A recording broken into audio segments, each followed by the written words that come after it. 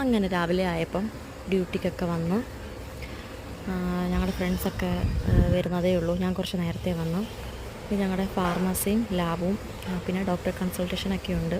ഫ്രണ്ടിലാണ് pharmacy, lab കുറച്ച് ഉള്ളിലോട്ടാണ്.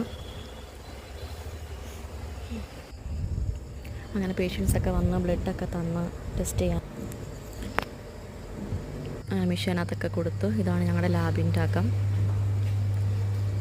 അങ്ങനെ പേഷ്യൻസൊക്കെ വന്നു കഴിഞ്ഞപ്പോഴത്തേക്കും ഞങ്ങൾ ചായ കുടിക്കാനായിട്ട് പോയി. ഞങ്ങൾ സ്ഥിരം ചായ വാങ്ങിക്കുന്ന സ്പോട്ട്.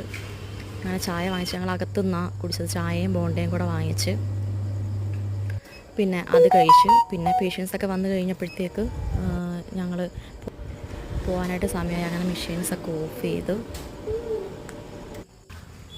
പിന്നെ ഞാൻ പോകാനായിട്ട് ഇറങ്ങി.